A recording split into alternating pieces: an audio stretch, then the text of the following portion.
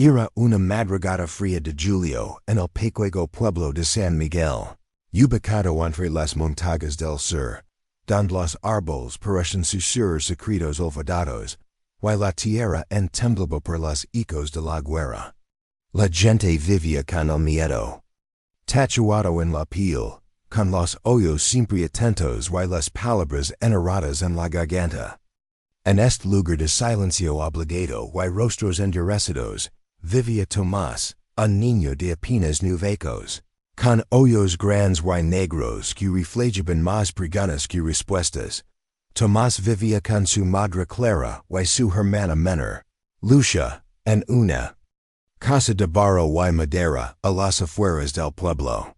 Su padre había desaparecido 2 años antes, reclutado a la fuerza por una de las facciones armadas que azotaba la región.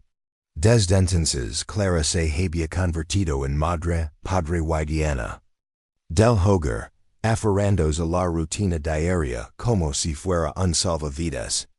Cada día, al despertar, miraba los rostros de sus hijos como si fuera la última vez. Su mirada se detenía especialmente en Tomás, que comenzaba a mostrar señales de una madurez precoz, caminaba con la cabeza baja, hablaba poco y observaba demasiado.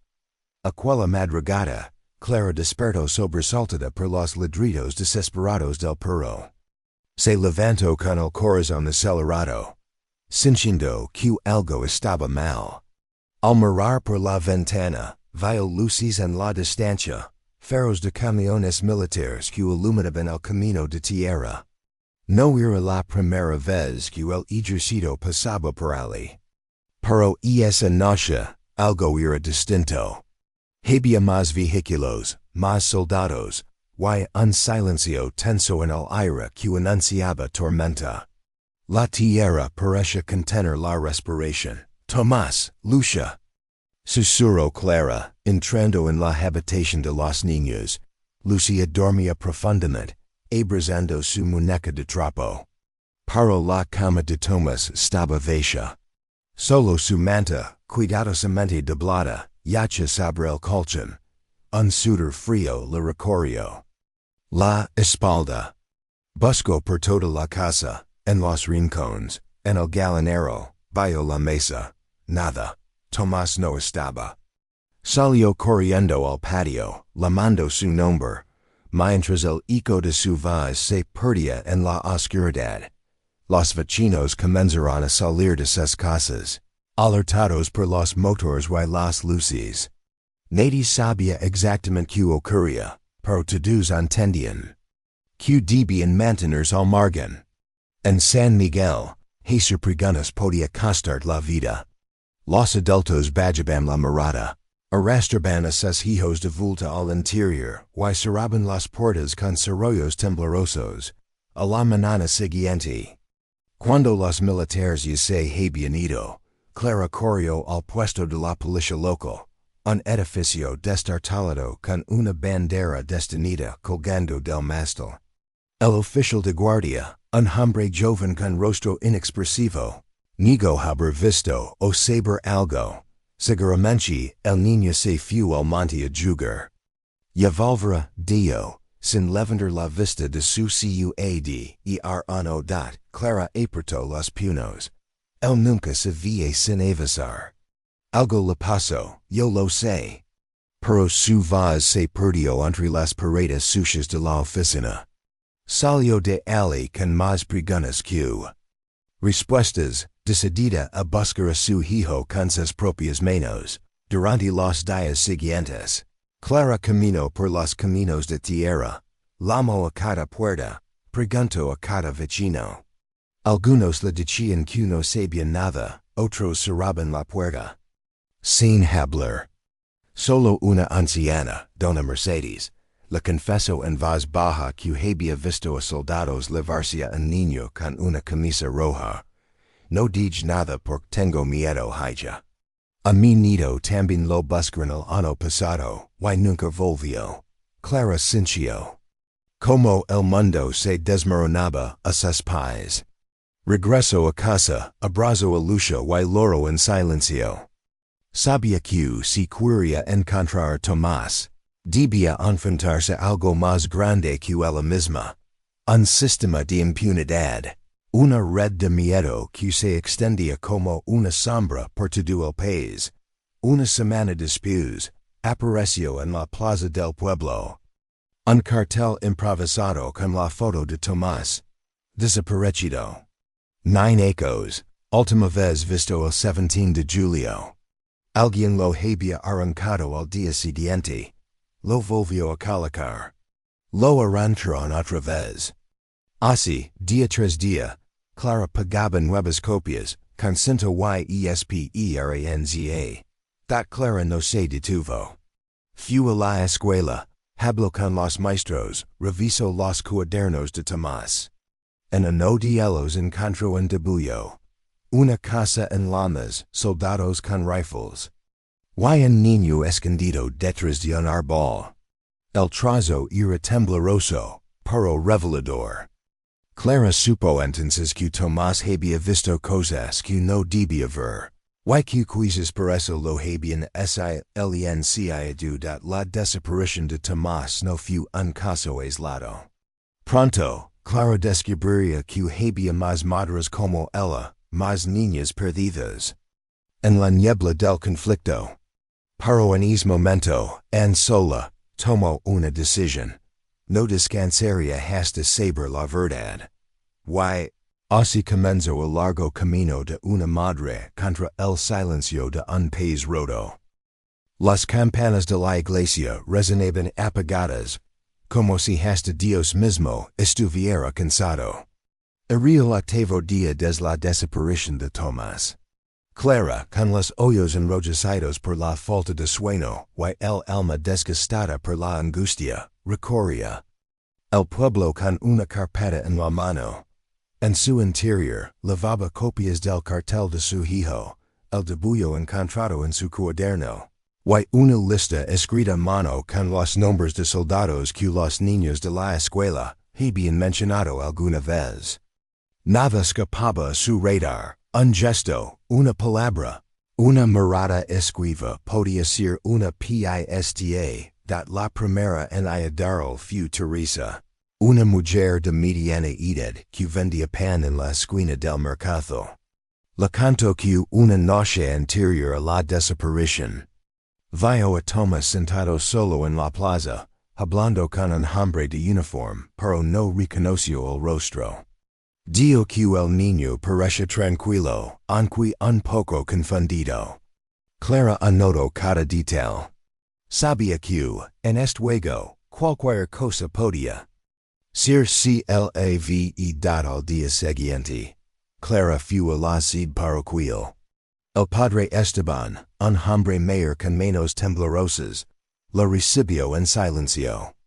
Miró el cartel, lo sostuvo entre sus dedos largos y delgados, y luego lo pegó en el tablón de anuncios con una chincheta roja.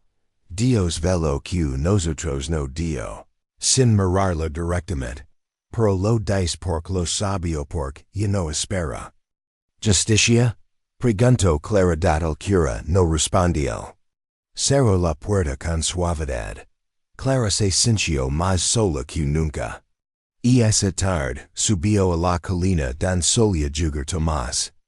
Desde allí se veía todo San Miguel, las casas bajas, la plaza vacía, los postes de luz parpadeando. Y en el horizonte, los camiones de la milicia que iban y venían como sombras móviles. Se preguntó si su hijo estaría en algún lugar cercano, escondido, herido, con miedo. La incertidumbre era un veneno lento que carcomía cada pensamiento. Se sentó sobre una piedra, acariciando un pañuelo que Tomás le había regalado meses atrás, con su nombre bordado torpemente. Apretó el pañuelo entre los dedos, y susurró su nombre una y otra vez. Y esa noche, Clara no regresó a casa. Fue directo al campamento de la ONG, que había legado al pueblo hacia apenas unos días, observadores por la paz. montaban sus tiendas en un terreno baldío, junto al río. Había médicos, psicólogos, y voluntarios con cuadernos llenos de nombres. Clara fue recibida por Amanda, una joven de cabello rizado y acento extranjero. Al ver la carpeta, Amanda no dudó en invitarla a sentarse. No es la única madre buscando a su hijo, le dio con voz grave. En el último año hemos documentado 27 desapariciones solo en esta región. Y sabemos que son más. Clara sintió un nudo en el estómago. Quiso llorar, gritar, correr. Pero solo sintió, con los labios, a preta dos Amanda tomó el debullo y lo observa de tenida, ment.esto. Esto puede ser importante. La chose que se ve detrás del niño, ¿la reconoces? Clara entrecerró los ojos. El trazo era borroso, infantil, pero había algo familiar. Sí.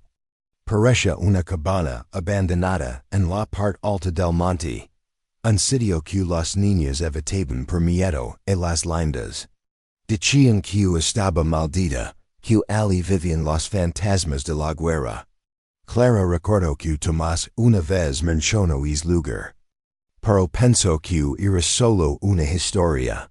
Podríamos ir mañana, sugirió Amanda. Con cautela, yo ir hoy, respondió Clara de pie, con la determinación en la mirada antes de partir. Amanda le entregó una linterna y un pequeño botiquín. Clara se echó una manta al hombro, se calzó las botas de su difunto esposo y emprendió la marcha hacia la montana. Eran casi las 6 cuando inició el ascenso. El camino era empinado, lleno de piedras y ramas secas. El sol comenzaba a caer. Y la bruma bailaba desde las cumbres como un manto húmedo. A mitad de camino, Clara resbaló y se raspó la pierna, pero no se detuvo.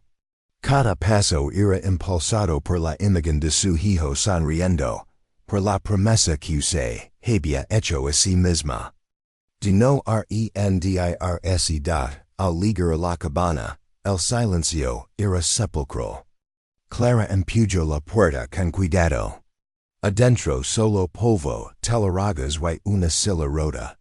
Las paredes estaban cubiertas de hollín, como si en algún momento hubieran encendido fuego dentro.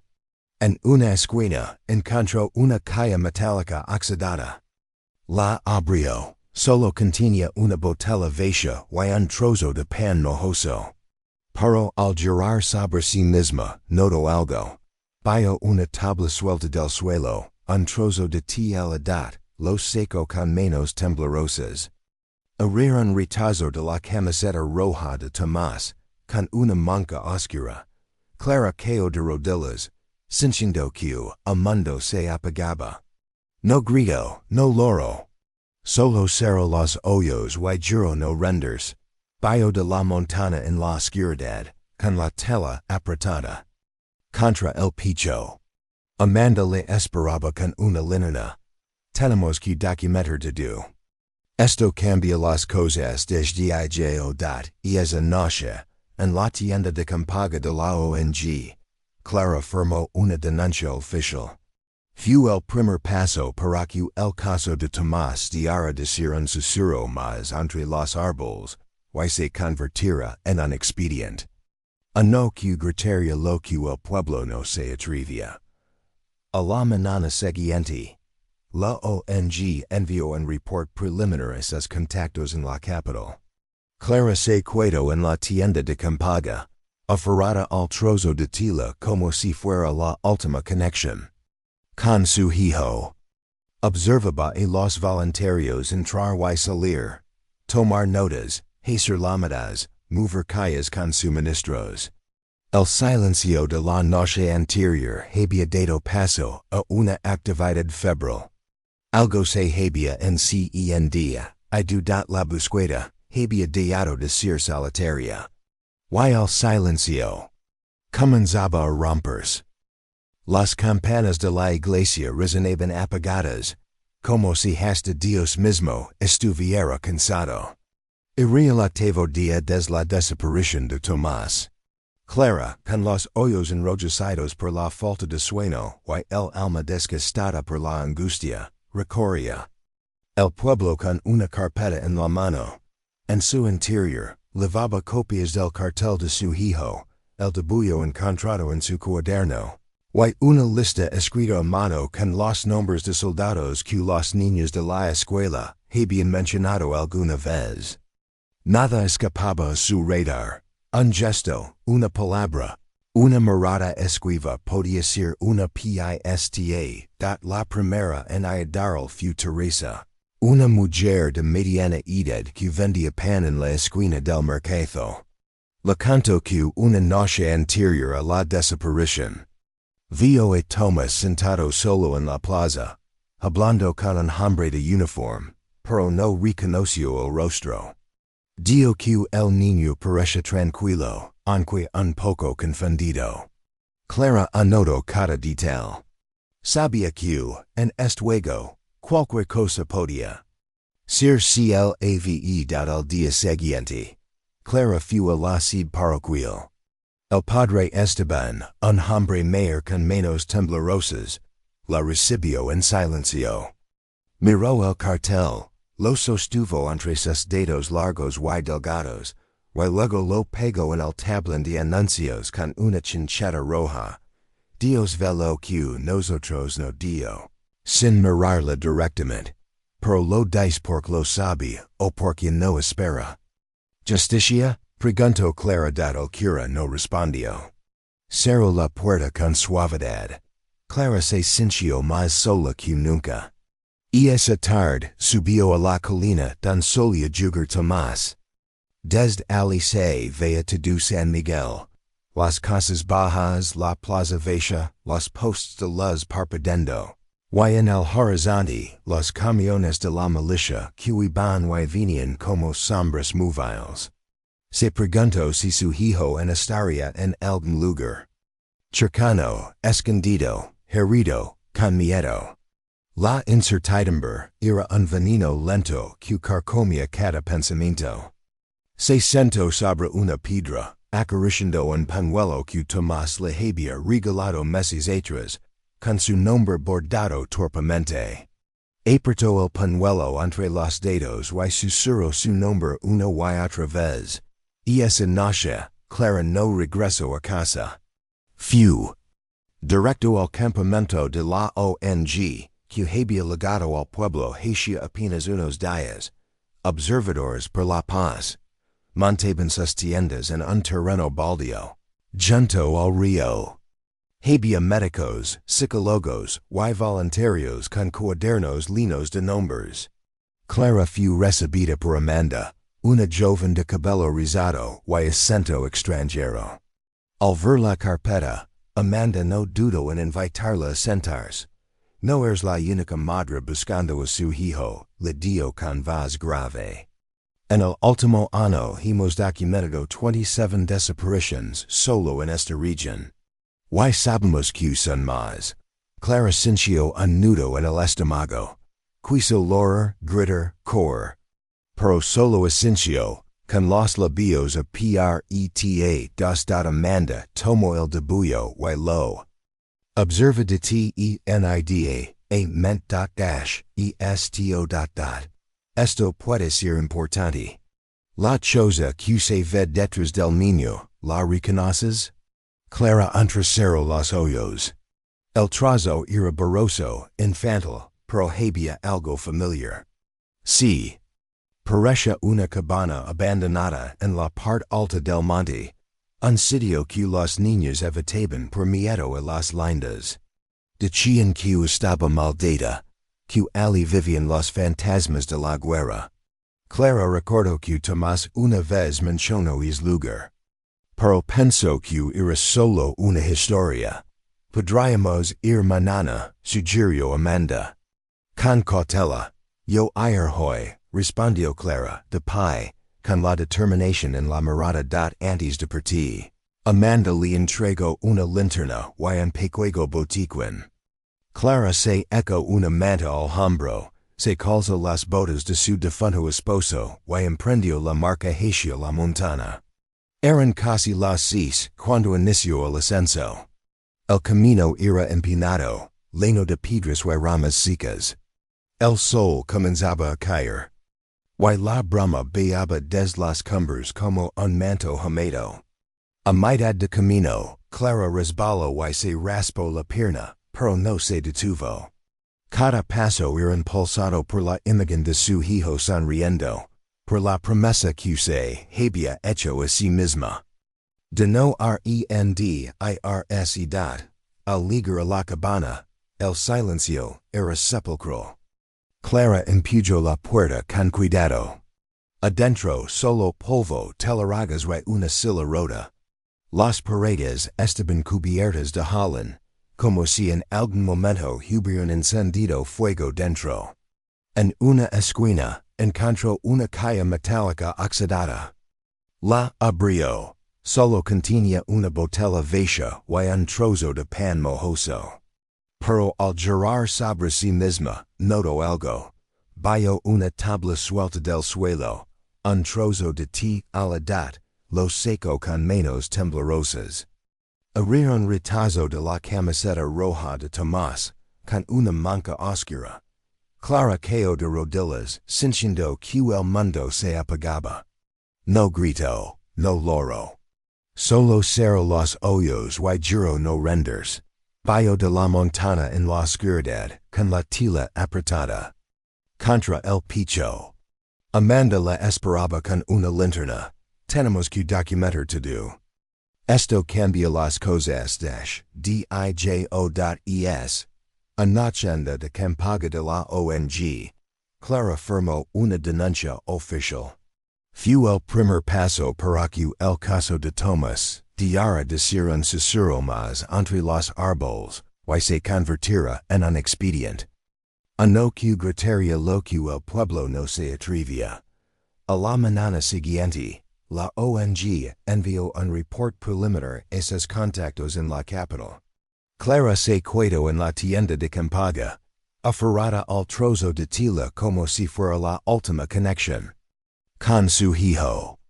Observaba a los voluntarios entrar y salir, tomar notas, hacer llamadas, mover calles con suministros. El silencio de la noche anterior había dado paso a una actividad febril.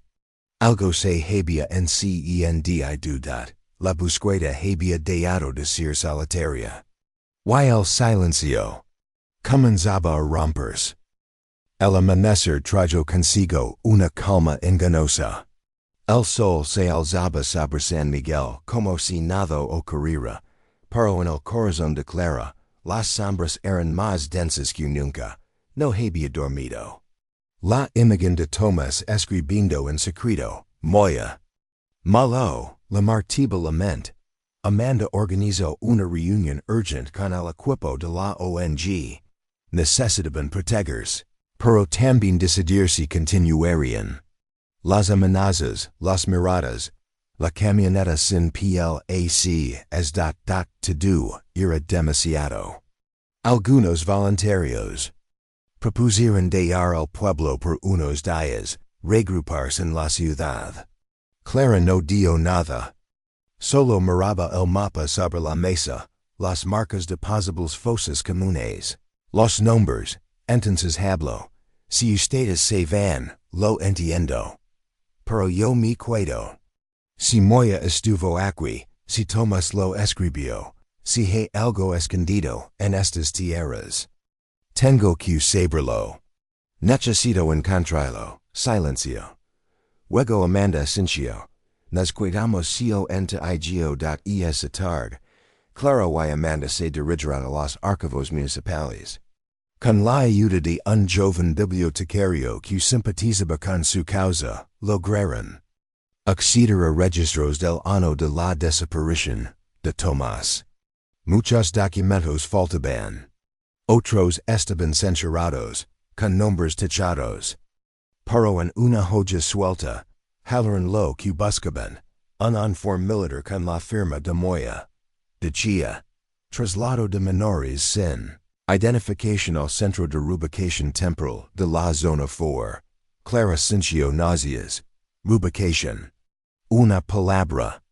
Limpia para algo sucio. La zona 4 estaba al norte, cerca de una base abandonada del ejército. Tomaron una camioneta y partieron al amanecer siguiente, sin avisar a nadie. Lo que encontraron allí fue desolador. Barracas vacías, techos caídos, papeles quemados.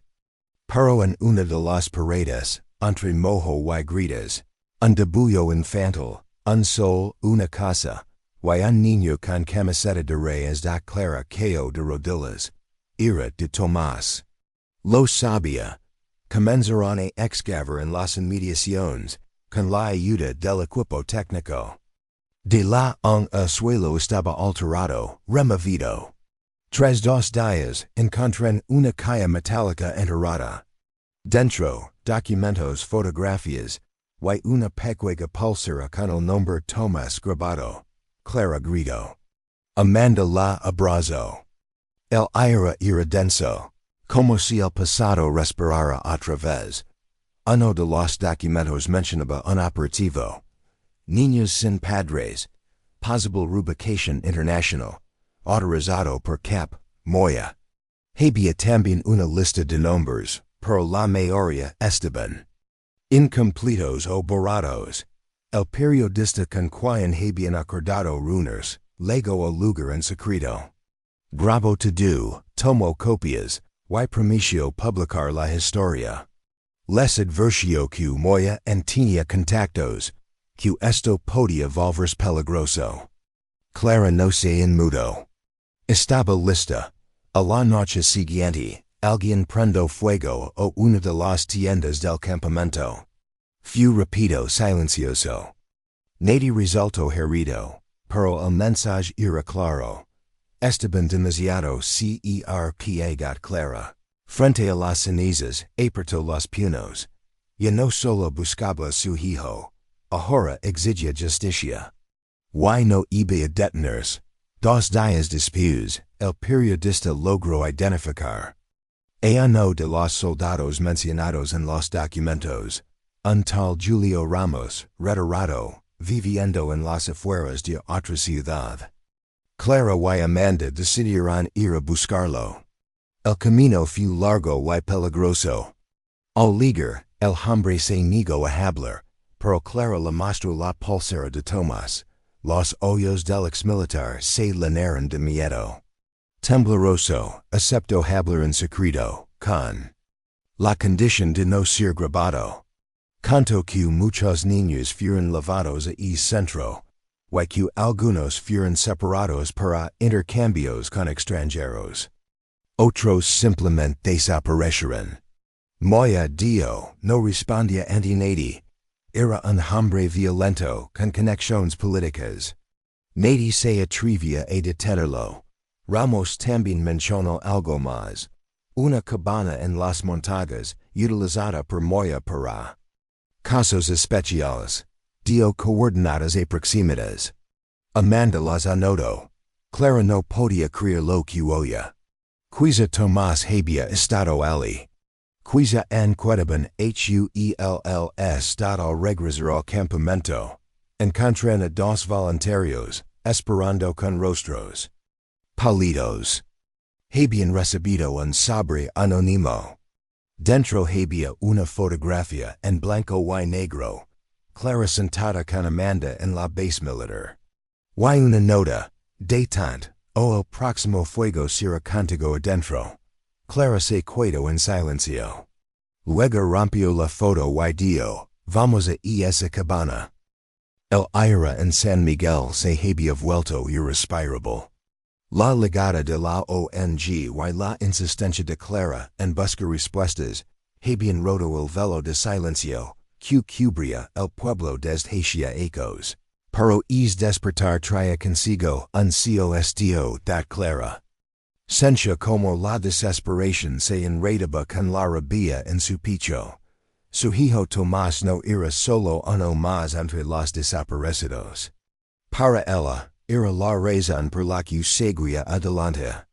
Sin embargo, a cada paso que daba. La red de miedo y complicidad parece cerrarse un poco más alrededor de todos. Las amenazas habían escalado. Un día, al volver de la pequeña plaza, Clara encontró un sobre sin remitente en la puerta de su casa. Dentro había una foto borrosa de Tomás, pero esta vez lo mostraba vestido con un uniforme que no reconocía, rodeado de otros niños con rostros tensos y ojos que no entendían dónde estaban, ni por qué. En el reverso, una frase escrita a mano. Diablo ir o será peor. A pesar del miedo, Clara no retrocedió. Al contrario, la foto se convirtió en una prueba más, una pista para seguir hurgando en el misterio. Y esa misma tarde, el equipo de la ONG organizó una reunión secreta con algunos habitantes que, pese a los riesgos, querían hablar.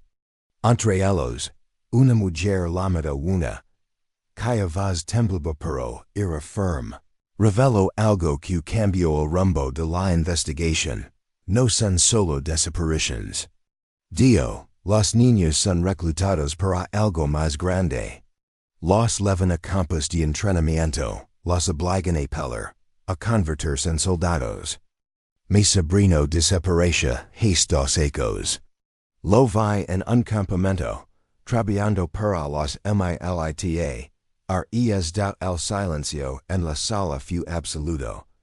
Y esa confesión golpeó como un martillo. Todos sabían de los niños perdidos, pero nadie había hablado abiertamente. Sobre su destino da Clara apretó las manos con fuerza. Su búsqueda ya no era solo por Tomás, sino por todos esos niños que el miedo había silenciado. Decidieron entonces buscar ese campamento. El equipo técnico de la ONG había obtenido imágenes satelitales y documentos filtrados que señalaban la existencia de varias bases ocultas en la zona montañosa cercana, acompañada por Amanda y otros dos voluntarios. Clara se aventuró en la espesura. Durante días caminaron entre senderos estrechos, sortiendo trampas y obstáculos. El temor no era solo por lo natural, sino por la posibilidad de toparse con soldados armados o milicias irregulares. Finalmente, al caer la tarde, un día gris, llegaron a lo que parecía un campamento abandonado, chozas de madera, fogatas apagadas y cercas de alambre de faz deterioradas. Sin embargo, los rastros eran recientes, huellas, restos de comida y ropa infantil tirada en el suelo. Entre ellos, una vieja pelota de fútbol con el nombre Tomás, apenas legible en marcador negro. La emoción y el dolor se mezclaron en Clara. Quiso gritar, lograr, abrazar esa pelota, y gritar que su hijo estaba allí, que ella estaba allí para él. Pero no estaba. El equipo de la ONG tomó fotos y recolectó evidencias. Encontraron documentos editados en un bidón oxidado. Entre papeles humeados y casi ilegibles, aparecen listas con nombres y fechas, horarios de traslado y órdenes firmadas por un tal Capitán Moya. El nombre resonó como un trueno en la cabeza de Clara. La misma persona de la que había encontrado rastros en los archivos municipales semanas atrás. Y esa noche, al regresar al pueblo, Clara sintió que la sombra se hacía más pesada. A su casa habían llegado balas. 3 impactos en la puerta de madera y una nota clavada con un alfiler. Deja de buscar o serás la próxima. Pero Clara no temía ya. La rabia había vencido al miedo. Ya no buscaba a un niño perdido, ahora exigía justicia para todos. Días siguientes fueron una mezcla de reuniones con abogados, prensa y más reuniones secretas con habitantes del pueblo. La historia de Tomás y los otros niños comenzó a difundirse. Con la ayuda del periodista que había grabado en la zona 4 y ahora, Publicaba reportages cada vez más contundentemente la presión internacional aumentaba. Organizations de derechos humanos y diplomáticos empezaban a exigir respuestas al gobierno, pero la maquinaria de poder se movía lentamente, arrastrando a los culpables en su red de impunidad.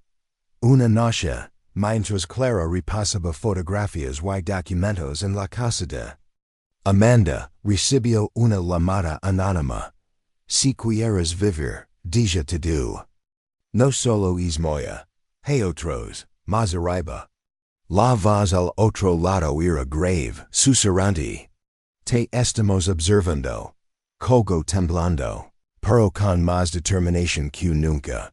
Sabía que la búsqueda estaba lejos de terminar, pero también que no estaba sola, porque en la oscuridad, había quienes estaban dispuestos a luchar, y Clara estaba lista para enfrentarlos.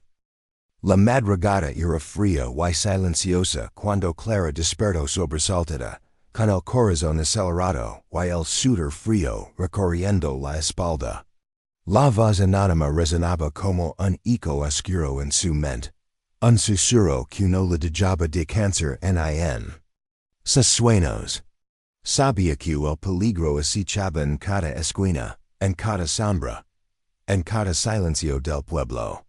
Pero ya no era una opción. La lucha por su hijo, por Tomás, y por los demás niños desaparecidos, se había convertido en una misión inquebrantable, un fuego que consumía todas sus dudas y temores. Los días que siguieron fueron una vorágine de encuentros, emociones y revelaciones que la sacudieron hasta lo más profundo. Amanda, con su mirada siempre firme y complice, la presentó a Don Rafael, un historiador local, hombre de voz pesada y mirada intensa, que conoce como pocos las raíces de la guerra, que había desgarrado San Miguel y sus alrededores décadas atrás. Don Rafael, con una mezcla de tristeza y rabia contenida, relató como esas heridas antiguas seguían abiertas y sangrando. Como la impunidad era la norma y el olvido un castigo silencioso impuesto por los poderosos. La zona 4, Dio Don. Rafael mientras extendía cuidadosamente un mapa antiguo sobre la mesa de madera, mostrando con el dedo tembloroso la ubicación señalada. No fue solo un centro de reubicación. Fue un campo de detención, un lugar donde se liberaron a miles de inocentes, incluidos niños que jamás volvieron a ver la luz del sol. Los documentos oficiales minimizan lo ocurrido, pero los testimonios que hemos recogido, las fosas comunes que hemos descubierto y las historias guardadas en el susurro de los sobrevivientes, cuentan una verdad muy distinta. Una verdad que duele, pero que debe ser escuchada. Clara escuchaba cada palabra como un pucal que abría viejas heridas, pero también como una luz que comenzaba a despellar la penumbra que la rodeaba. Cada detalle le acercaba más a la realidad que había estado buscando, aunque temía lo que esa verdad le podría costar. Poco después, Amanda le entregó una carpeta repleta de archivos conseguidos de fuentes confidenciales. Documentos que llegaron a manos de la ONG gracias a personas valientes dispuestas a arriesgarlo todo. Fotografías borrosas, testimonios grabados en secreto, informes oficiales tachados, todos mostrando la conexión corrupta entre militares, políticos y empresarios locales, que se beneficiaban del sufrimiento ajeno, mientras revisaba aquellas fotografías. Clara reconoció algunos rostros, niños con ojos grandes y asustados, otros con semblantes más jóvenes y frágiles, y entre ellos, su propio hijo Tomás, aunque debilitado, seguía vivo en esas imágenes. Su historia no era la única, pero era la que más ardía en su pecho, la que la impulsaba a no desistir. Esa misma tarde, Clara y Amanda se dirigiran al cementerio del pueblo, un lugar de silencios y memorias rotas, donde ecos atrás se habían levado a cabo excavaciones clandestinas que habían dado más preguntas que respuestas. Al encontraron un grupo de familias de desaparecidos, todos unidos por un dolor compartido y una desesperada búsqueda de justicia entre ellos. Luisa, una mujer de rostro marcado por el sufrimiento, que sostenía con fuerza el retrato desgastado de su hijo desaparecido. Luisa habló con una voz temblorosa, pero firme, y les reveló la existencia de un testigo clave, un exsoldado llamado Andrés, que había desertado y estaba dispuesto a contar la verdad. A cambio de protección y esperanza, organizaron una reunión secreta en un lugar aliado, bajo la protección de la noche y lejos de miradas y oídos indiscretos. Andrés legó con pasos vacilantes, el peso de sus secretos visibles en su mirada cansada. Su relato fue estremecedor, una confesión que rompía el silencio impuesto por el miedo. Órdenes directas para desaparecer niños, ocultar evidencias, fosas comunes enterradas con prisa, y un sistema podrido que protegía a los culpables en todos los niveles. Moya no actuaba solo, dio con voz baja, casi un susurro. Era parte de una red mucho más grande, mucho más poderosa. Gente en altos cargos, con dinero y protección. Nunca enfrentaron la justicia si no hay una prisión externa, si no se hace ruido en el mundo que nos observa.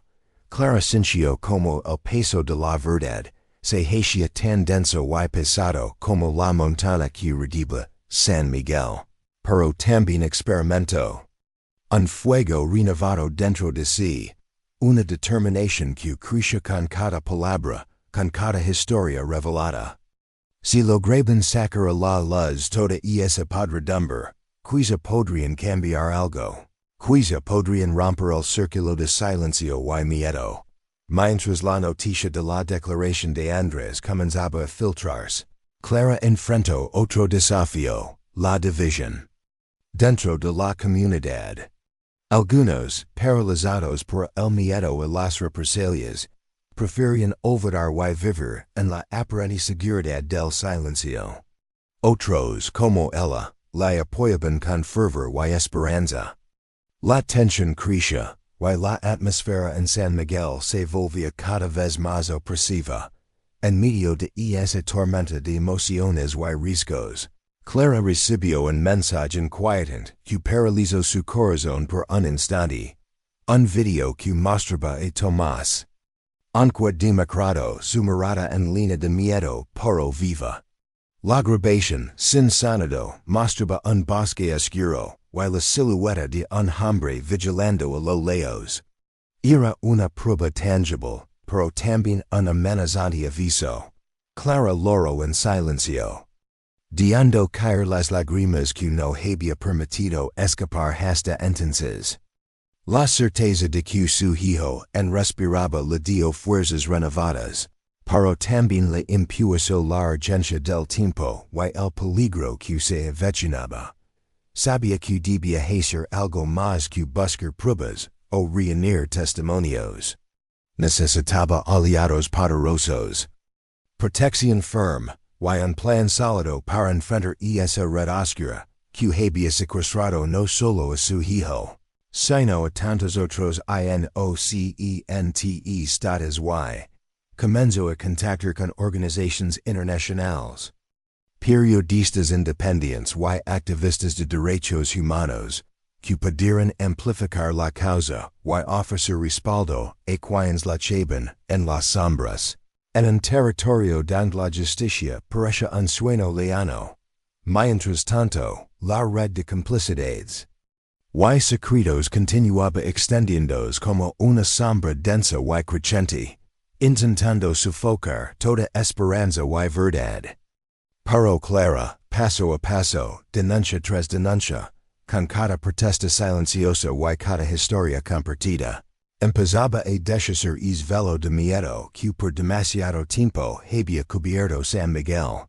Por la verdad, aunque oculta, silenciado y perseguida, tenía su propio eco. Un eco poderoso, persistente y imparable. Y ese eco era la promesa de justicia que Clara estaba decidida a cumplir. La noticia de la declaración de Andrés se había esparcido como fuego en pasto seco, alcanzando cada rincón de San Miguel. La atmósfera en el pueblo se tornaba cada vez más densa, como si las sombras mismas se hubieran cargado de secretos ocultos, esperando ser revelados o dispuestos a devorar a quien se atreveran a indagar demasiado profundidat. Clara sentía el peso del tiempo sobre sus hombros. Cada día que pasaba aumentaba la urgencia, y la publicación del periodista sobre las desapariciones había encendido un foco de atención internacional. Pero esa misma luz también proyectaba una sombra peligrosa sobre ella, un blanco visible para aquellos que querían mantener el sil, una tarde lluviosa. Mientras revisaba documentos en la oficina improvisada de la ONG, Clara recibió una llamada urgente Amanda. La voz de su amiga estaba cargada de excitación y miedo a la vez. Clara, hemos encontrado un listado detallado. Es más grande de lo que pensábamos. Incluye nombres, fechas y lugares que vinculan a Moya, pero también a políticos locales que hasta ahora estaban fuera de nuestro radar. El hallazgo fue un golpe inesperado que abrió nuevas puertas y nuevos riscos. El equipo se reunió de inmediato en un lugar seguro, rodeados por mapas, papeles y pantallas que mostraban documentos digitales. Los rostros mostraban cansancio, pero también una determinación férrea. El debate fue intenso. Algunos temían que revelar esa información pudiera desencadenar represalias en más violentas. Otros sentían que el silencio ya no era una opción, que la responsabilidad moral hacia las víctimas y sus familias exigía continuar la lucha. En medio de la discusión, la puerta se abrió de golpe y Andrés, el exsoldado desertor, entró. Apresurado. Su rostro pálido y tembloroso reflejaba el miedo que lo consumía. Están buscando silenciarnos, susurró con voz entrecortada. Recibía amenazas directas. Ya no es solo Moya. Hay otros que quieren que esto se acabe dado el silencio. Se apoderó de la habitación, pesado y frío.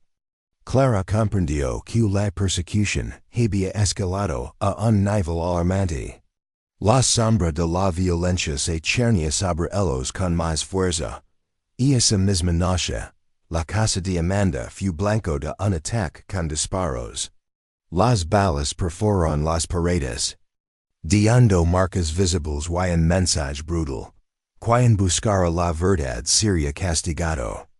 Por fortuna, nadie resultó herido, pero la violencia había cruzado una nueva línea. En respuesta, una ola de solidaridad inesperada comenzó a surgir en San Miguel. Más habitantes del pueblo, cansados del miedo pero motivados por la esperanza, comenzaron a unirse a la causa.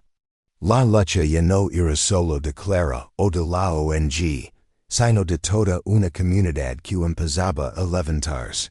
Entre ellos, destacó Javier, un joven maestro de escuela, que con energía y valencia comenzó a organizar los vecinos. Estableció grupos de vigilancia, coordinó la documentación de incidentes, y fomentó reuniones clandestinas para fortalecer la unidad.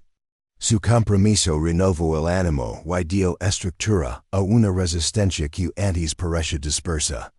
Mientras la presión aumentaba sobre los culpables, Clara recibió un mensaje anónimo, una carta sin remitente, con instrucciones para alquilar una vieja bodega en las afueras del pueblo.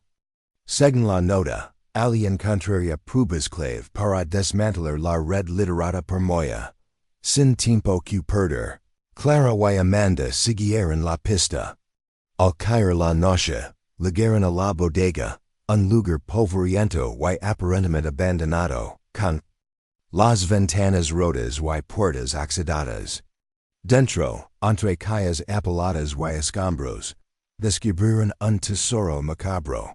Documentos oficiales, fotografías, grabaciones de voz y listas de nombres que detallan operaciones clandestinas y tratos oscuros. Cada papel que sacaban revelaba un fragmento más de la monstruosa red de corrupción y violencia. Las órdenes firmadas por Moya y sus cómplices, fechas de traslados ilegales, destinos ocultos y testimonios de víctimas que documentaban secuestros, torturas y desapariciones, mientras examinaban el material, escucharon ruidos fuera de la bodega. El miedo se apoderó de ellas al comprender que no estaban solas y que el peligro estaba mucho más cerca de lo que pensaban. Con rapidez y sin perder la calma, buscaron una salida trasera. Justo cuando un grupo de hombres armados irrumpió en el lugar, Clara, Amanda y Javier lograron escapar hacia el bosque cercano, con el corazón latiendo con fuerza y la certeza de que la verdad había sido revelada, pero a un alto costo de la vida. Fue difícil, sortiendo sombras y senderos hasta llegar a un lugar seguro, donde pudieron comenzar a analizar con calma las pruebas. Clara sabía que lo que tenían en sus manos podría ser la clave para derribar la red de impunidad, pero también entendía que estaban enfrentando a un enemigo poderoso y sin escrúpulos. Las noches siguientes fueron de nerviosismo y preparación. Clara, Amanda, Javier y el equipo de la ONG se prepararon para hacer pública la información, conscientes de que la batalla legal y social apenas comenzaba. Porque la verdad, una vez desvelada, se convierte en una fuerza imparable, y Clara estaba dispuesta a llevar esa verdad hasta el final, sin importar las consecuencias. El amanecer en San Miguel se alzó con un cielo gris, como presagio de los días que vendrían.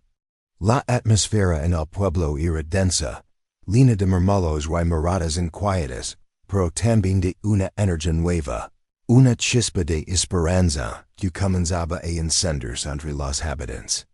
Las noticias sobre las pruebas encontradas en la bodega habían comenzado a filtrarse, y aunque muchos temían las represalias, otros sentían que la verdad por fin comenzaba a salir de las sombras. Para Clara aquel día era mucho más que el inicio de una nueva jornada.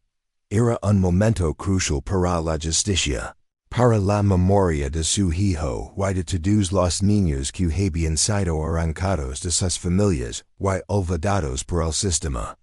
La búsqueda que había comenzado como una esperanza solitaria se había transformado en un movimiento colectivo. La ONG organizó una rueda de prensa en un lugar seguro y discreto.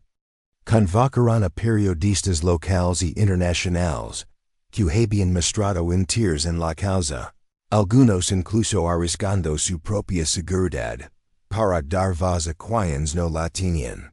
Clara, con voz firme y una mezcla de tristeza y determinación, contó la historia de Tomás y de tantos otros que nunca regresarán. Desplegó ante ellos los documentos, fotografías y videos que habían reunido, poniendo al descubierto la red de complicidades que durante hechos había mantenido el silencio y la impunidad. Las reacciones fueron inmediatas y diversas. Las redes sociales se inundaron con mensajes de apoyo, solidaridad y exigencia de justicia. Organizaciones de derechos humanos comenzaron a movilizarse, pidiendo investigaciones exhaustivas y la protección de los testigos. Sin embargo, También apareció una campaña de desprestigio organizada por aquellos que tenían mucho que perder. Buscaron desacreditar a Clara, a los activistas y a los testigos, acusándolos de mentir o de ser parte de conspiraciones políticas. En medio de esta tormenta mediática, una visita inesperada llegó a la puerta de Clara. Un hombre de rostro cansado y expresión seria se presentó como Pedro, un exfuncionario del gobierno que había decidido romper el silencio después de hechos de complicidad forzada.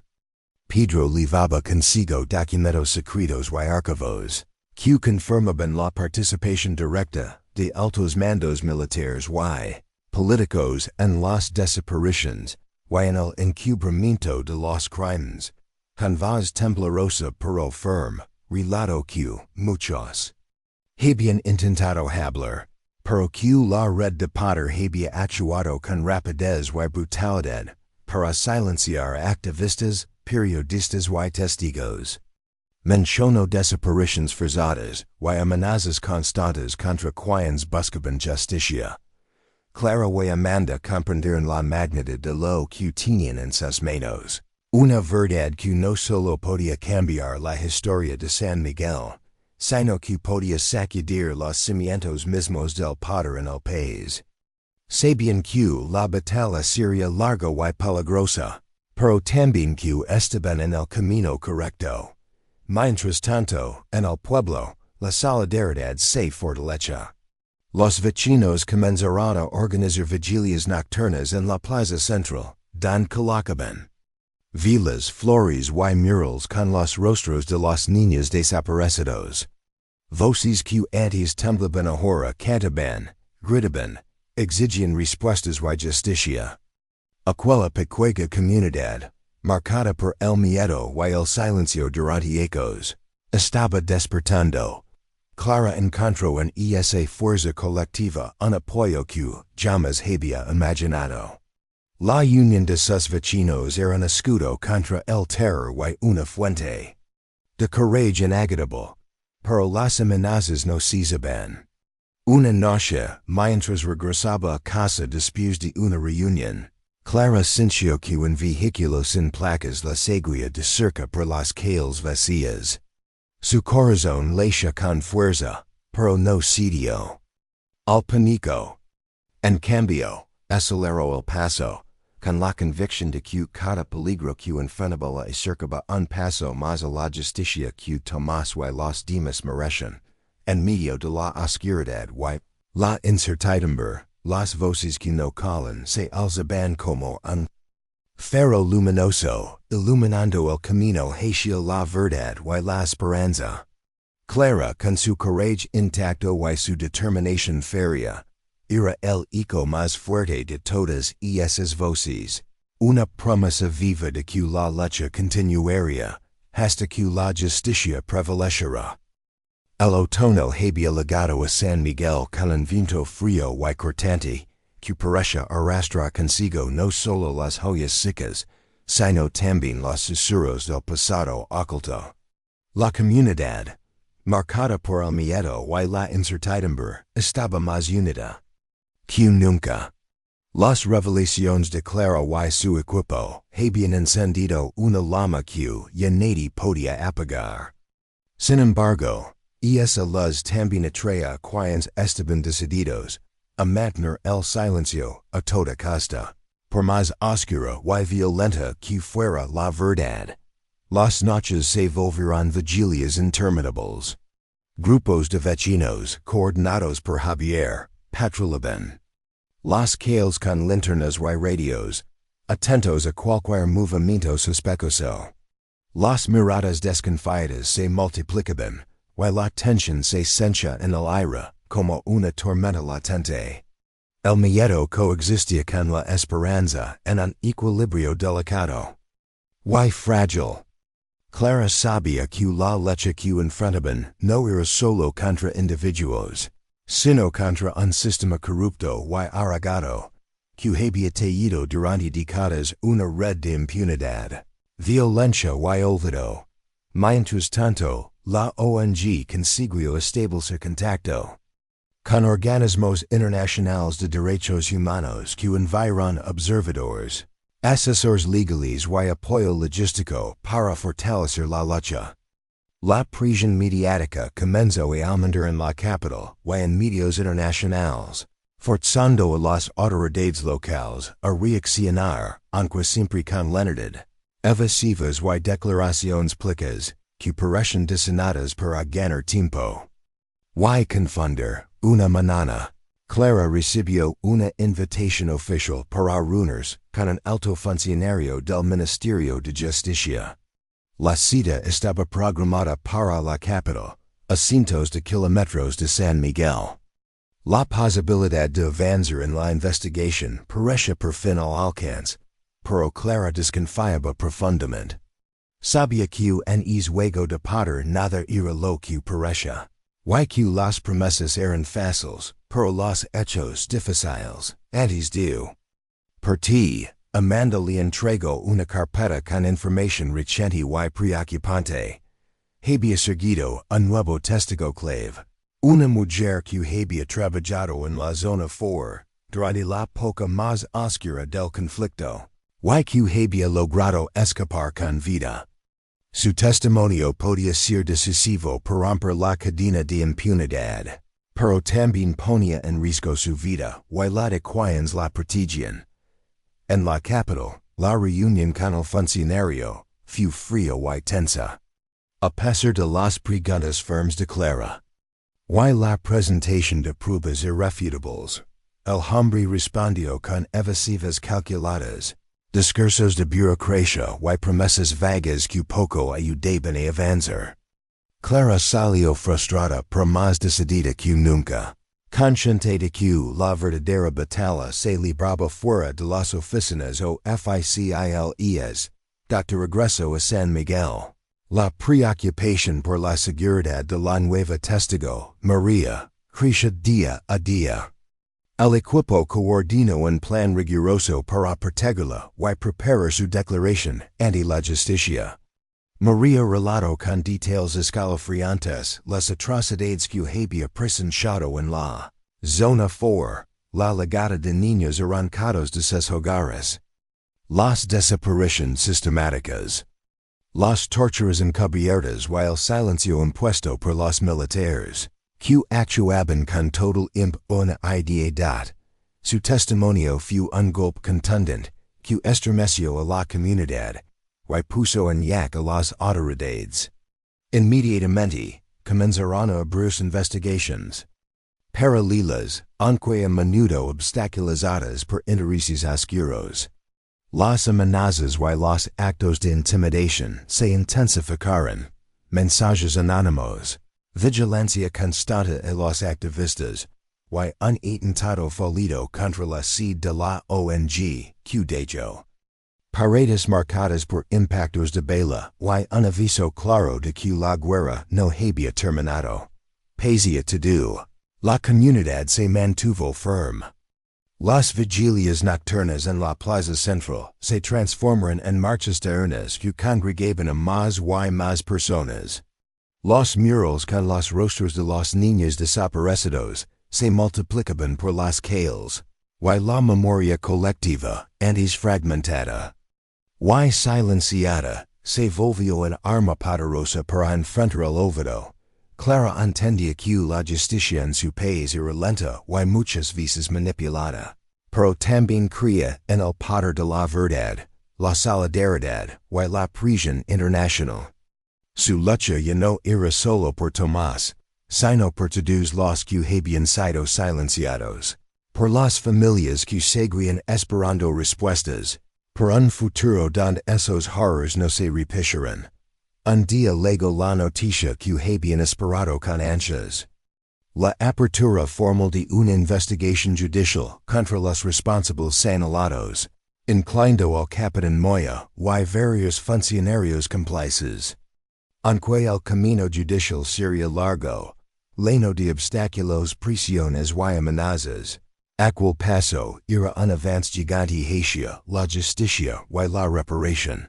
Clara sincio una mezcla de alivio, cansancio, y renovada fuerza.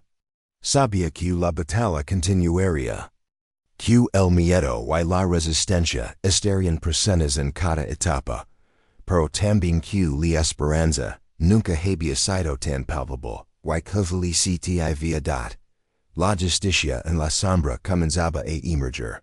Y con ella la promesa de un futuro donde la verdad y la memoria no serían pisoteadas ni olvidadas. El aire en San Miguel parece diferente a aquella mañana. Un silencio pesado, cargado de siglos de secretos, de dolor contenido, pero también de promesas.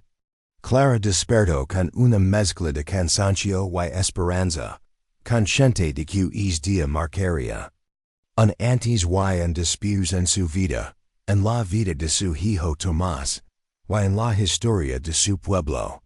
Los meses de lucha, miedo y perseverancia habían culminado en la apertura formal de la investigación judicial contra los responsables de las desapariciones. El capitán Moya, que durante ecos había actuado impunemente, ahora enfrentaba la posibilidad real de render cuentas. Sin embargo, Clara sabía que la justicia no era una meta fácil ni rápida, sino un camino sinuoso lleno de obstáculos, traiciones y dolores que inquietaban por sanar. La sala donde se llevaría se vio la audiencia estaba llena de rostros expectantes, familias de víctimas, activistas, periodistas y funcionarios. La tensión era palpable. Las cámaras captaban cada movimiento, cada suspiro, cada mirada cargada de historia y de heridas abiertas. Cuando Clara tomó la palabra para declarar, el silencio se hizo absoluto. Con voz firme pero quebrada por la emoción, relató la historia de Tomás, su infancia, su sonrisa, y el vacío que su desaparición había dejado. Habló de las noches sin dormir, de la búsqueda incansable, de las pruebas recolectadas, y del deseo profundo de que ningún otro niño sufriera el mismo de este odad. Su testimonio fue acompañado por el de María, la valiente extrabajadora de la Zona 4, cuyos relatos estremecieron hasta el más insensible en la sala. Describió las atrocidades vívidas, la corrupción que permitía que la impunidad persistiera, y el valor que había encontrado para romper el silencio. El fiscal presentó evidencia documental, fotografías, grabaciones y listas de nombres que conectaban a Moya con una red mucho más amplia de crimen y encubrimiento. La defensa intentó desacreditar a los testigos, pero la contundencia de la verdad parecía inquebrantable. Durante días, el juicio fue un torbellino de emociones, revelaciones y confrontaciones. La comunidad de San Miguel siguió de cerca cada sesión, unida por la esperanza de que la justicia finalmente llegara. La prensa nacional y internacional cubrió el proceso, dando voz a quienes por tanto tiempo habían sido silenciados. En medio de ese huracán, Clara recibió visitas inesperadas, sobrevivientes, familiares de otros niños desaparecidos, activistas de diferentes países que venían a apoyar la causa. Esa solidaridad global le dio fuerzas para no flaquear, para resistir cada amenaza, cada intento de intimidación. Una noche, tras una jornada agotadora en el tribunal, Clara caminó sola hacia la plaza central. Allí, vio la tenue luz de una farola, encontró a Javier y Amanda esperándola. Frente a ellos, un mural nuevo había sido pintado. Un árbol cuyas raíces estaban formadas por los nombres de todos los niños desaparecidos, y en sus ramas, pequeños pajaros que simbolizaban la libertad y la maída Clara, sintió como las lágrimas rodaban por sus mejillas, esta vez no solo de dolor, sino de esperanza. Sabía que la batalla había sido larga y difícil, pero que el silencio había sido roto para siempre. Finalmente, el día de la sentencia llegó. El tribunal, tras evaluar la abrumadora evidencia, condenó a Moya y a varios de sus cómplices por desaparición forzada, tortura y encubrimiento. Fue un triunfo histórico, un paso crucial hacia la justicia y la reparación para tantas familias que durante hechos habían sufrido en silencio. Pero Clara sabía que la justicia no era un punto final, sino un comienzo. Cuidaba la reconstrucción de las vidas, el apoyo a las víctimas, y la vigilancia constante para que esos horrores no volvieran a repetirse. Antes de despedirse, Clara dirigió unas palabras al público, que fueron transmitidas en vivo a miles de hogares. No podemos olvidar ni permitir que la impunidad vuelva a reinar. Esta lucha es de todos. Por cada niño desaparecido, por cada familia que sufre, debemos alzar la voz. Exige justicia y construir un futuro donde el miedo no gobierne. Gracias por acompañarnos en este camino. Sigamos juntos, porque la memoria es el arma más poderosa contra el olvido. Mientras se apagaban las cámaras, Clara sintió en su corazón que, aunque la batalla había sido dura, la esperanza era más fuerte que nunca. Si te ha gustado esta historia, no olvides darle like y suscribir para más relatos llenos de verdad y emoción. Tu apoyo es la fuerza que mantiene viva la memoria y lucha por la justicia. Gracias por acompañarnos en este viaje.